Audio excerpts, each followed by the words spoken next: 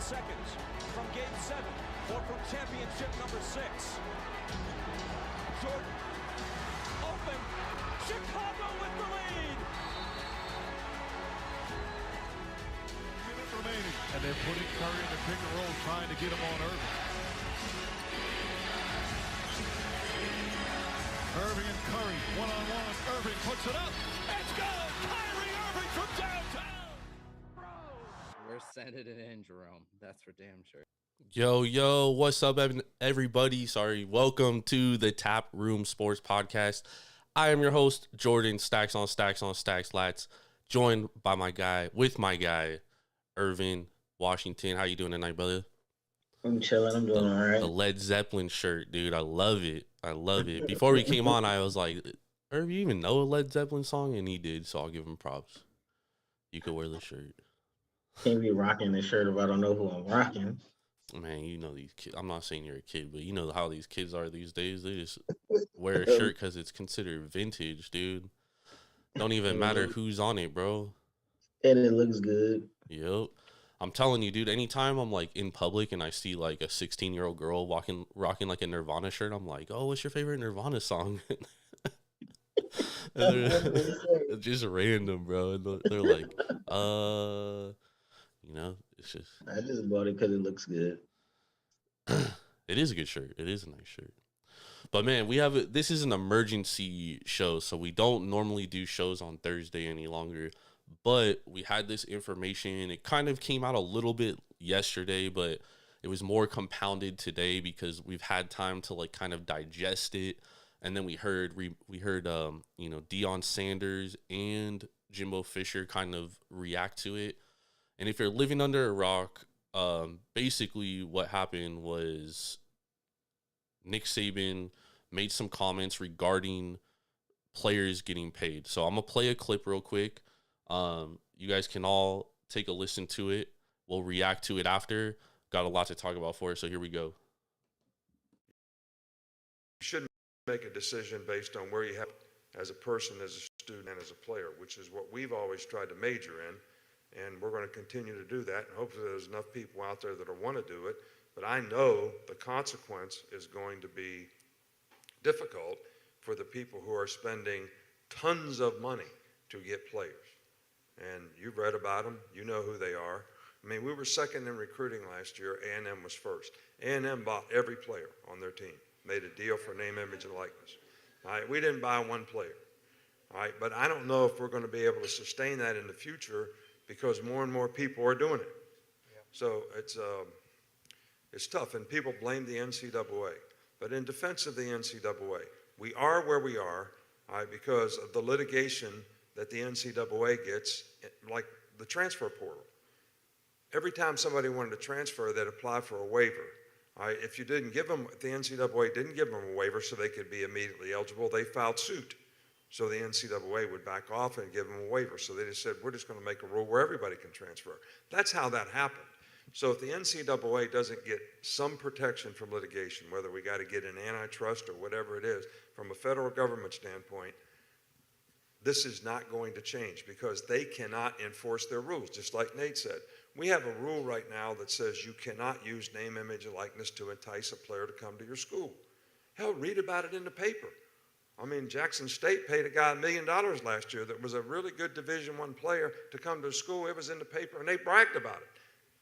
Nobody did anything about it. I mean, these guys at Miami that are going to play basketball there for $400,000, it's in the newspaper. The guy tells you how he's doing it. So, but the NCAA can't enforce their rules because it's not against the law. And that's an issue. That's a problem. And unless we get something that protects them from litigation, I don't know what we're going to do about it. All right, so kind of a lot to unpack there. Basically, it all centers around the NIL, though. And Ervin, as like someone that really follows college sports, especially USC, and we're seeing, Lincoln Riley making an impact right away because of the NIL. I do think that Nick Saban made some good points, but him basically like throwing Texas A&M under the bus and shit when this guy's been fucking paying players since, we all know what's happened, dude. people, that college coach or that high school coach, I forget his name, down in Georgia, literally said he has proof, like he has videos of him and Nick Saban and him and Jimbo, or who's Georgia's head coach? Kirby Smart. Kirby Smart. Like videos of them offering money for recruits, right? I mean, what's your thoughts on this, on Nick Saban's comments on this? Nick Saban is basically he's doing three things. Number one, he's snitching because he's feel like he's falling behind, and Alabama pockets isn't that deep, especially when the playing field is level. Texas has oil money. Texas A&M has powerful boosters. So if they can manipulate the rules and use NIL to get top-notch players, you just got to figure out how to do the same damn thing. Two, he's basically made it because Mark brought this up to me in the USC chat, and admitted it was a good point. He's basically telling Alabama's boosters and alumni to step their game up and start pouring money into the chest of their NIL stuff so they can keep the players they want to keep home. And three, he's just like he's opened up Pandora's box. Like everybody know for years the SEC is the NCAA has turned their back to the SEC playing players. Like all that college town tradition, all that shit is just banner because we know for a fact players like Percy Harvin, Julio Jones, I could go on and on. All the O linemen, D linemen that they get. You really think they choose to go to these towns because they're gonna prepare me to be an NFL draft pick? No, Yeah. you could if you have the talent, you could go to damn Buffalo. Khalil Mack came from Buffalo. It was a top 5 pick. If you got the talent, you're gonna go play anywhere, develop, and you got a good shot to make it to the next level. Yep. They was going to those schools because they were getting paid.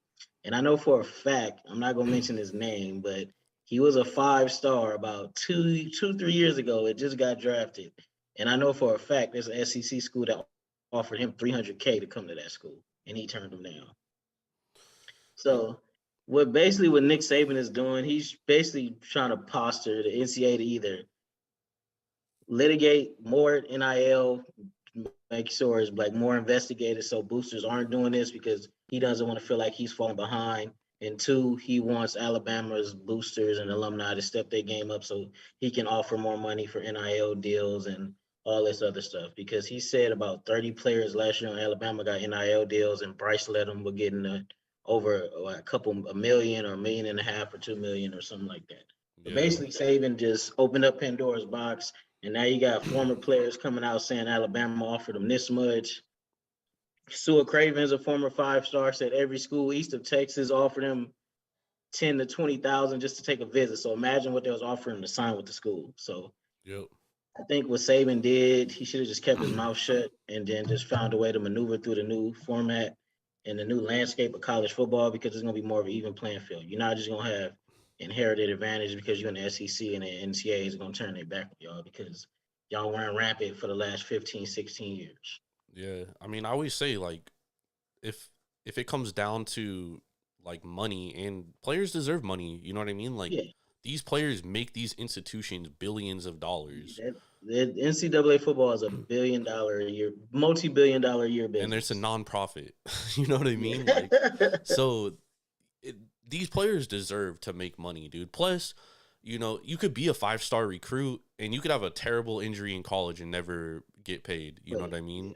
Yeah. And you were easily a 1st-round draft pick. And we see that happen all the fucking time. You know what I mean? So I think Jalen Smith, he lost about $30 million. Yeah. Because he played in a meaningless bowl game, got blocked the wrong way, and tore his knee apart. Yep. So I think it's only players. I've always said players deserve to get paid. You know what I mean? I've known players have gotten paid. Like, come on, man. Like, we aren't stupid, I was born, but I wasn't born yesterday. And so to me, it's like, okay, now it's legal, right? And now the schools that were benefiting from paying players, and like Sua Cravens comes out today and he says, you know what? Pac-12 schools don't pay players because they would get fucking crucified by the NCAA, whereas the NCAA definitely kind of fucking shrugs it off for the SEC. Mm-hmm. And that could absolutely be true because the SEC has major television deals with ESPN and CBS.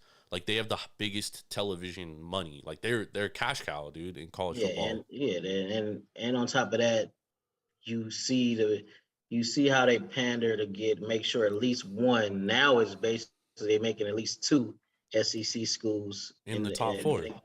Get to the playoffs. Yep. Because that 1 year Bama made it, even though they lost, they should have never been in the playoff. Yeah, they shouldn't have. They wasn't a conference champion. They didn't even win a division, Yep. but they made it to the playoff. Yeah, and I mean, college football playoffs a whole nother conversation. Like, I could be here for 3 hours talking about how fucking fraudulent that shit is. But I think the biggest thing around the NIL is I think you're absolutely right. Because the NCAA is going to step in, and they are going to add some kind of language where it's like a school can't directly just pay for a player. Mm-hmm. So obviously, there's going to be ways around it still, Like, what's that kid from Jackson State? Like, he's getting an NIL deal from Barstool Sports. Barstool, Travis Hunter. Yeah. And then he even tweeted out, he was like, I got $1 million, but my mom's still staying in the same 3-bedroom house with 5 of my siblings. So where's my $1 million at? And then another person made a good quote too. Like, how could Jackson State afford to pay one player $1 million? Is a football budget even $1 million a year? Probably not. Maybe, I don't know. It's probably Deion over. brings probably like 2-3 million. But no, but even Deion said he had trouble getting kids to games and buses and scheduling all that because the budget needs to be upped and they need more financial support. Yeah, I mean, that's why there's these major institutions that kill at football because they have huge budgets and shit. Yeah. But I mean, they make a lot of money, you know what I mean? So that's why the schools budget hella money for it. But yeah, and then you got people like, let's say for instance, Jordan Addison. Yep. We all knew that USC was a big player. As soon as he entered the portal, he wanted to go to USC, but he had to make it seem like he had other offers on the table and visit other schools because he didn't want to go straight to USC because you got reporters coming out talking about he got a $2-3 million NIL deal, which he got an NIL deal, but it's nowhere near that much. So, well, I mean, even if it is, that's good for him, man. Yeah, like that's good for him. Like, that's none of our fucking business, dog. Like, he is a player. If you're in college, you can go fucking intern at Google, you know what I mean, and get paid endless amounts of money. What's the difference for a guy going to play football? And then another poster in SSAW is that LC Eccles. His son was at USC. Now he's at Arizona. He said it.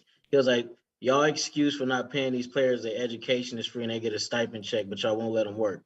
He was like, okay, get rid of Bryce Young's scholarship and let him keep the proceeds from every jersey sale. Yeah. How much money do you think Bryce Young could make in a year? Oh, dude, he could pay for his own tuition 10 times, dude. You know what I mean? So it's like, and it's a backwards, archaic ass system that had to get fixed. Like, these players go out and risk life and limb, and y'all won't give them one red penny. Yep. No, it's messed up, bro. It's absolutely a flawed system, dude, and it's a good thing that it's getting fixed. You know what I mean? Like, it's about fucking time. But now you see these guys like Nick Saban it's going to be tougher for them to compete because, if I'm a kid and I'm getting the same amount of money in Los Angeles that I am in Tuscaloosa, you could bet your ass I'm going to fucking LA, dude. I wouldn't even think about going to Tuscaloosa. And on top of that, you got to think, first it was they was complaining about the transfer portal. Oh, it's too easy. These kids shouldn't be able to just up and leave when they want and be immediately eligible. Yeah. But a coach could tell a kid that just signed with him 2 weeks ago, oh, I'm at this university for the foreseeable future. And as soon as another school come rolling in with a bigger offer, a better offer, a better location, that coach is gone and the kid is asked out because he already signed his national letter of intent. Yep. So giving the players more power is the way college football should always been. Yep. So when Nick Saban, that just totally hit me out of left field. As much as he gets away with and gonna continue to get away with. And dude, you won 7 national championships. Yeah. How greedy can you be? Well, I mean, that's how he makes money, dog. That's his legacy. You know what I mean? Yeah, that's his bread and butter. He's trying to make sure everybody forgets about his time in the NFL. Oh, that's been long forgotten. And then on top of that, it was a quarterback he got a couple of years ago. His whole family moved to Alabama. Who, Tua? Yeah, you think they was living in a shack or no? They was sitting pretty. Who was that kid that was from Washington, the linebacker, who all of a sudden, he was from Nevada, and then he signed a letter to play for Washington, and then he goes to Alabama, and all of a sudden his dad's a coach. Yeah, Who was his dad has a law firm down there now, or some shit like that. Like they basically hooked him up with a lawyer job or something like that. His name was Ali Ko. He was with Washington the whole spring, half of summer. Yep. Then out of nowhere, it's just family difficulties, and he's transferred to Alabama. Dude. You know he got the bag. Come on now. Yeah. But it's plain and simple. It's not that hard to look at it and tell. And even when other schools was doing it, and they had even a little inkling that they might be paying players or players getting improper benefits.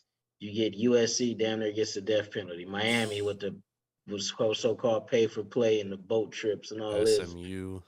this. Yeah, SMU got the death penalty, and they was only giving players like an extra $150, $200 a week. Like, man, it's all. And it's not like this just start happening. You got cases going way back to the 80s, 90s of SEC players getting paid and nobody doing nothing about it.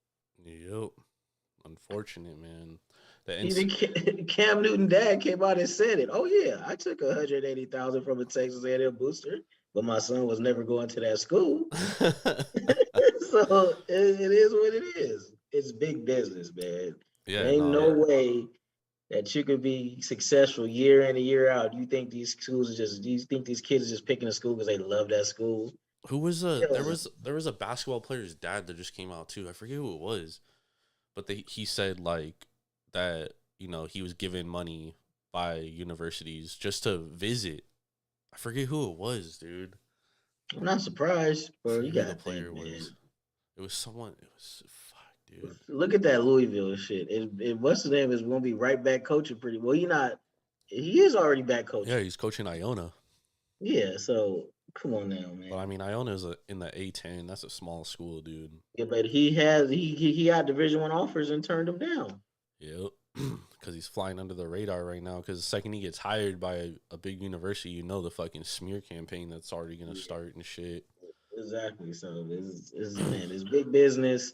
Nick Saban just need to shut the fuck up and let the good times roll. You had your moment. You had plenty of years where you're the only guy that had that inherent advantage, bro. So let others get a slice of the pie. Like, don't be greedy. Don't start trying to be a whistleblower and say we need this, we need he that. can't even whistleblow. He's gonna throw himself. He's throwing himself under the bus already, dude. You know what I mean? That's true. He's trying to whistleblow, but he just opened up Pandora's box. Like, bro, we've known for years that SEC players get paid under the table. Yep. Shit's hella funny. He sees the writing on the wall, dude. That he's not going to be able to be as competitive. Or I shouldn't say as competitive. He'll still be competitive, obviously. He's but still going to be competitive no matter what. what. Dominance isn't going to be the same. Yeah, the dominance, the talent is spreading out. It's not just Alabama, Georgia, Clemson, and Ohio State no more. You got Texas A&M. Miami just got Mario Cristobal. He's going to recruit and get good talent each and every year. He got to upgrade his in-game coaching if he wants to win something of significance, but that's a totally different story. As far as money is concerned, upgrade how he picks his starters, dude. Yeah.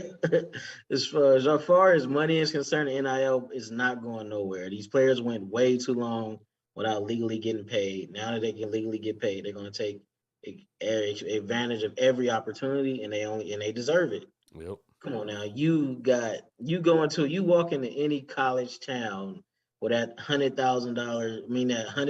over 100,000 fans could be there, and you see at least a good 20, 30,000 wearing your jersey with your name on the back of it, and you don't see not one penny from it.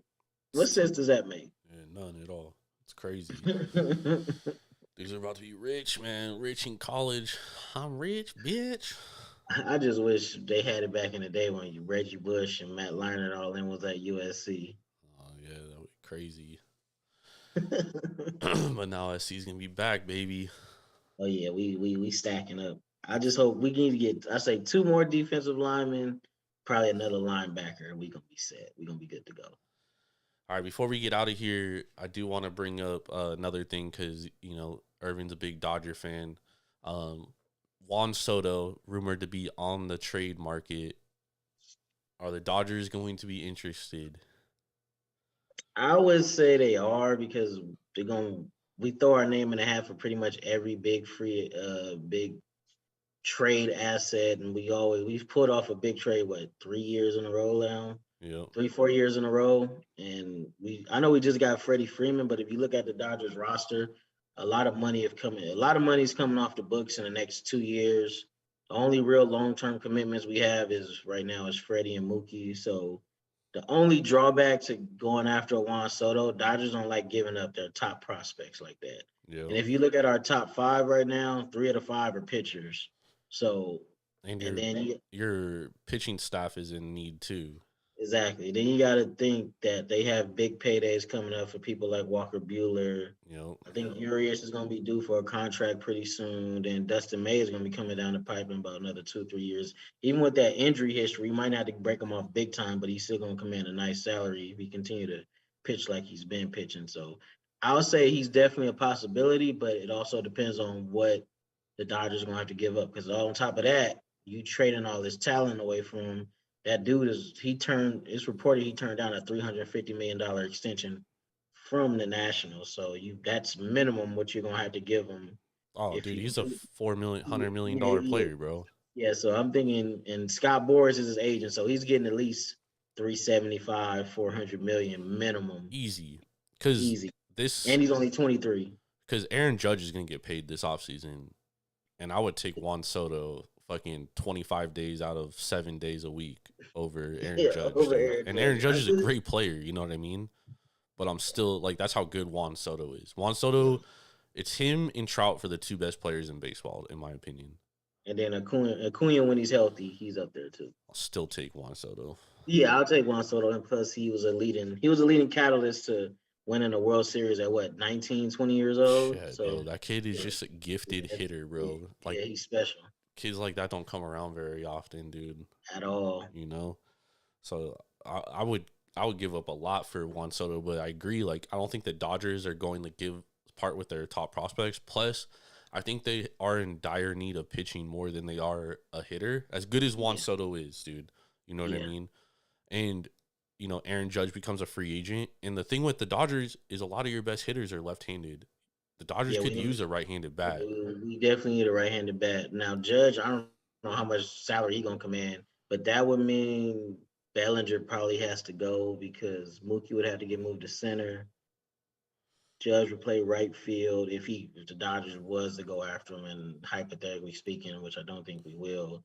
And then we just re-signed Chris Taylor, so I don't know if we want to trade him just right away like that. So I would have Chris Taylor play center field, or I would even have Gavin Lux play center field. Man, Gavin be fucking up on defense. I'm about ready to trade his ass. But he was good in the outfield in the playoffs last year. He was like one of your better players. He made a couple mistakes, but I don't know. Sometimes that dude just forgets how to play defense, and his batting ain't consistent enough for me to look past that. So, if we do got to trade for Juan Soto, hopefully they won't Gavin Lux ass. Well, they definitely are gonna want Diego Cartaya. No, they just got Kiebert. So remember, we traded Kiebert to them last year for Turner and Scherzer. So they probably would want Amaya, Pages, Bobby Miller, Andy Bush, because Bush is an outfielder, so they'll probably want a top outfield prospect to replace Soto, like we had to give up Verdugo in the Mookie trade. So that probably will they will some type of framework like that. We'll probably give up a couple pitchers, definitely a top outfielder, and they probably go on one of our best infield prospects, and that would probably be Bush, Amaya, and then I forgot the other guy name, the Pages. I don't know what I forgot. But I know they probably would definitely want Jacob Amaya because that dude he look like he's gonna be a beast. But I'd rather give up Lux and keep him. Of course you would. It's usually not how it works, though. No, the Dodgers. Yeah, I think that dude hit almost like a 500-foot home run not too long ago. Yeah, there's rumors that the Blue Jays could get him. Yeah, Blue Jays. I see. If I was to pick like a top 4 or teams that he might go to be the Dodgers. Maybe the Yankees, but they would have to include more like major league talent because I don't think they would want to part with Jason Dominguez. So, no, they definitely. I'll say Yankees, Dodgers, Blue Jays. The Rays have a good farm system, but they're not known for making those type of Yeah, they're trades. not gonna So pay him 400 mil, dog. yeah, they not. Yeah, they just gave Wander Franco. They got a steal with him, giving him all that money, but he's not having the year I thought he would have. But he got plenty of time to get it together. Man, they gotta get the Blue Jays. If I'm the Blue Jays, bro, I'm making whatever deal they want for Juan Soto because that offense is fucking atrocious, dude. They're hitting under 185 with runners in scoring position, and that's literally the guy that would change that. Because then you have protection behind fucking Vlad Guerrero Jr. or vice versa. You have Vlad has protection, you know what I mean? But the Blue Jays lineup is fucking broken because Teoscar Hernandez is not hitting well, and last year he raked. You know what I mean? He was top 5 in OPS in the AL last year, and this year he's hitting like 170, dude. Just awful stuff. So I think the Blue Jays are the prime example. Like the Blue Jays are a team that can make the World Series. They have one major issue, and that issue is hitting with runners in scoring position, dude. Yeah, because at first pitching started off shaky, but that done rounded into shape, and they hadn't been atrocious lately. Dude, it's Shout out to Dylan though. Shout out to Dylan. Good luck to your Blue Jays. They've been. And what is Springer doing, bro? That contract looking terrible now. Well, Springer's honestly one of their better players, dude. Oh, okay. Because when I watched them, I watched them one series. They was playing it was the Yankees. It was when Vlad hit those 3 home runs and nobody else did shit. I don't think Vlad's hit a home run since, dude.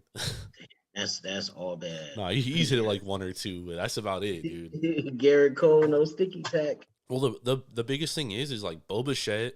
I think he was a little overrated. Like I don't, people were like, I shouldn't say people. The Blue Jays are basically assuming like he's going to be an all-star year in and year out.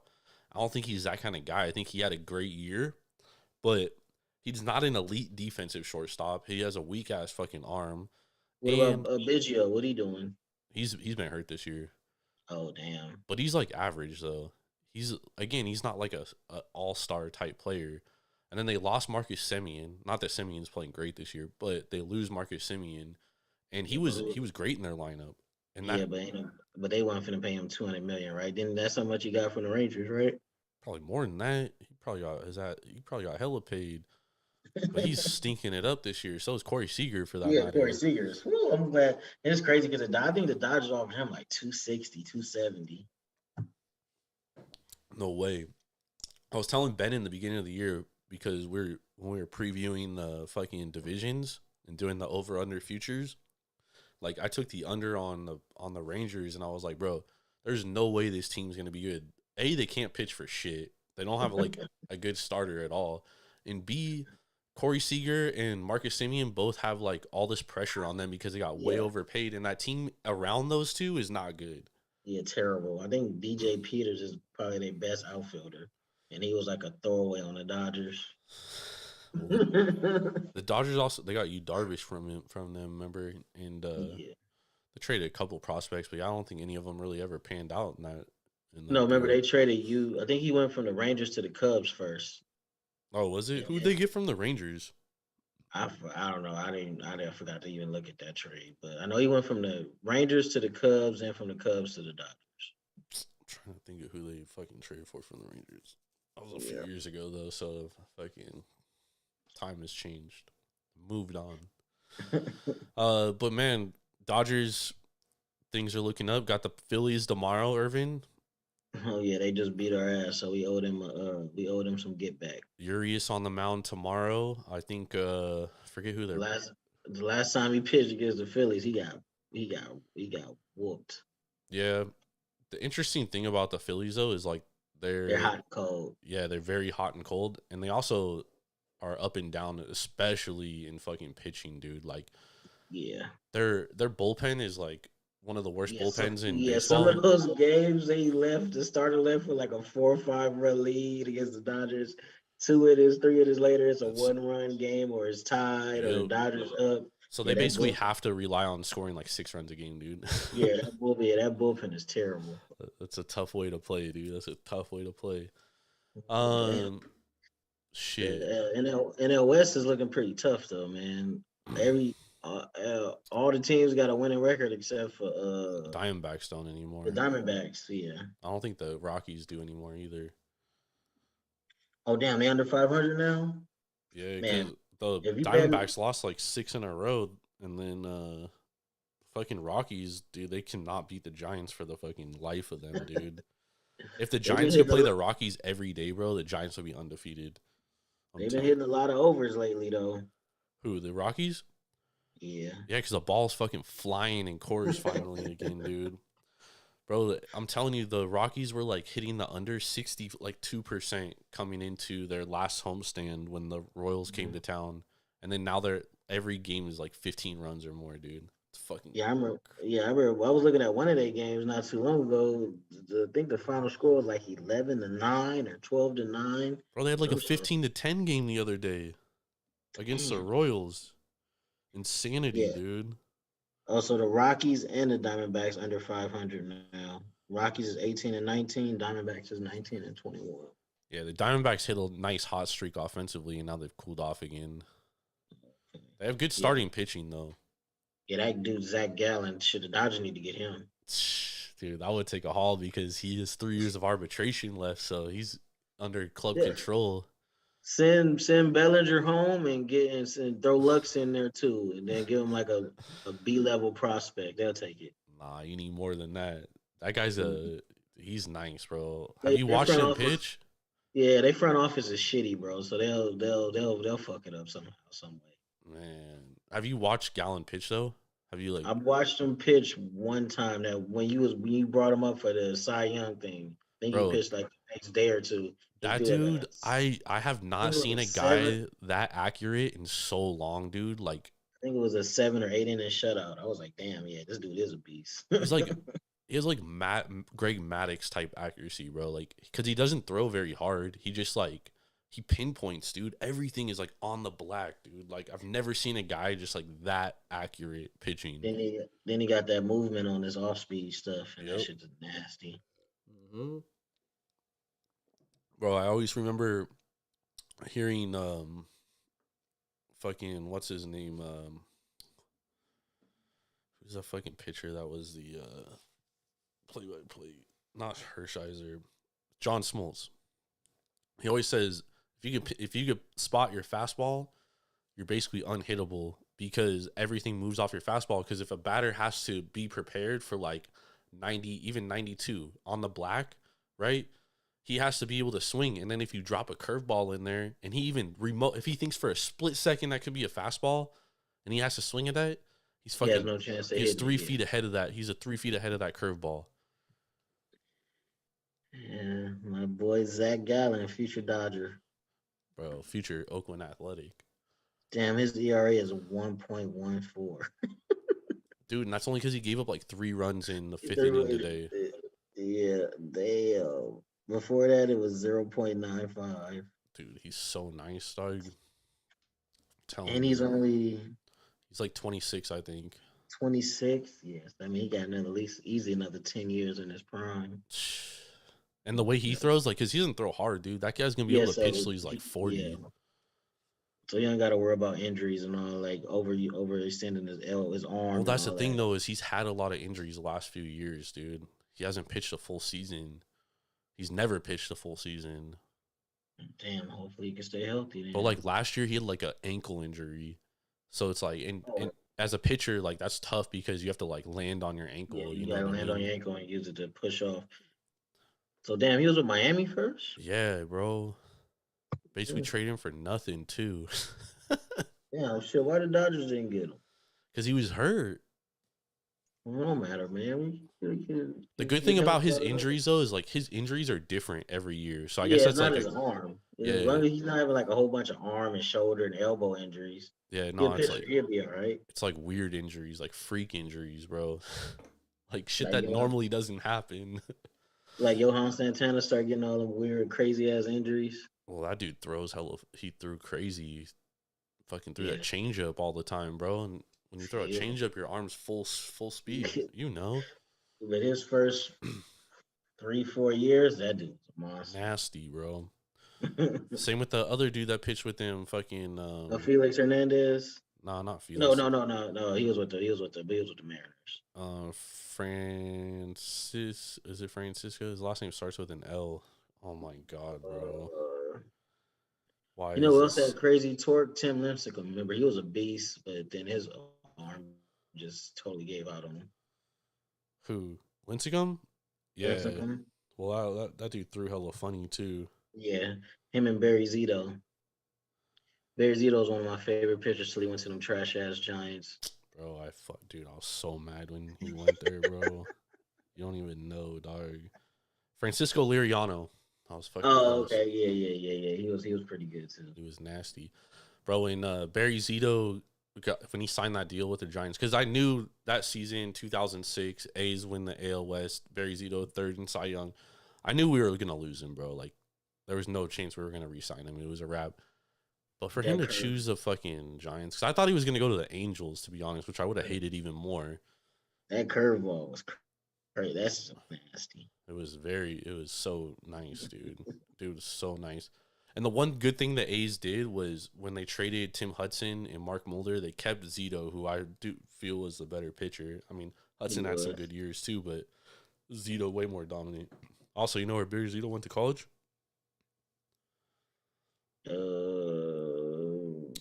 No idea. USC, UCLA? USC, baby. Oh, shit. We got some dogs. Well, our best pitcher ever is Randy Johnson. Randy Johnson, baby. Mark McGuire. Fucking, dude, USC. Now their baseball team's actually getting good again, finally. Yeah, I know it's actually getting good, but with all this NIL and stuff, hopefully, because baseball not a revenue sport, but somehow they could just funnel some money into baseball. It's getting bigger, though, college baseball. Yeah, get us back to the level we used to be. I remember, I think back in the day, they won like 5 or 6 in a row. Bro, they were hella good. The thing with college baseball, though, like West Coast teams have such a big advantage because that's where like 90% of baseball players come from in America, especially LA, dude. So like UCLA is always good too. Like fucking Garrett Cole came from there. Trevor Bauer. They always have a good team. Brandon Crawford went to UCLA. Brandon Crawford, yeah. Who else? Chase Utley, all those. Mm-hmm. It's a nice team. But I'm gonna get you out of here, Irv. You look fucking tired as shit. I'll be all right. Just gotta power through. Power through, baby. But I definitely had to get you on here. We had to talk about that Nick Saban shit, dude. That shit is absolutely insane. Yeah, Nick Saban he should. I think low key it might stick with him. Might tarnish his legacy a little bit. Like, bro, you the biggest benefactor of players getting paid, and you try to call out a university because they got a #1 recruiting class over you. Like, come on. Get the fuck out of here. I can see it. No, they did beat them too, but that was, bro, y'all still almost won another national championship. Yep. Like, come on now, not Pete Carroll. Nick Saban, suck it up, old Saint Nick. Old Saint Nick, dude. He's a greedy fucking bastard. All right, well, make sure to go to Devour.com or download the Devour app straight to your mobile device and use promo code Taproom for $10 off your first purchase of $25 or more. That's craft beer delivered straight to your front door. You don't even have to fucking leave your house. Straight on an app. Taproom, promo code Taproom, Devour. Do it. For Ervin Washington, I'm Jordan Stacks on Stacks on Stacks. Lads, I will be back Sunday night with Mr. Big Ball and Ben Larson to recap the weekend and look ahead to Monday. My PGA Championship pick is not looking good, so if you tailed me, I'm sorry. Hopefully, I'm going with Tiger Woods. He might not make the cut, or he's like plus 350 to make the cut right now. Oh damn! Come on, Tiger. Well, dude, he's working his way back, dude. I know. Yeah, that accident was crazy. Plus, he's old too, so yeah, he's a lot older. It's crazy. Body been through a lot of wear and tear. Yeah, a lot of wear. It's crazy to think that though, because like I grew up watching Tiger, and he was like a god to me and shit. But I will see y'all on Sunday, and I'll be back with Ervin on Monday. Next Monday, we'll be talking about. We got more NFL futures we're talking about. That's what we're gonna do, and then we're also gonna talk about the NBA game, maybe some NHL. So we'll be back on Monday. Y'all have a great fucking weekend. Enjoy the Preakness. Enjoy the PGA Championship. Enjoy the fucking Gervonta Davis fight. Ervin, who do you got winning that? Davis is gonna knock his ass out within 9 rounds. So you're going under 9.5 rounds. Yeah, under 9 rounds. So I think Gervonta is like a minus 1,000 favorite. He's like, it's Yeah, so that means super Broly's heavy like a favorite. what, 9-1 favorite, 10-1 favorite? 10-1, basically. Yeah, he's way up there, dude. Oh yeah, that's either gonna be all bad or all good. It's gonna definitely be all bad. He's gonna his ass handed to him. So under 9.5 rounds, we're taking. Yes, sir. All KO.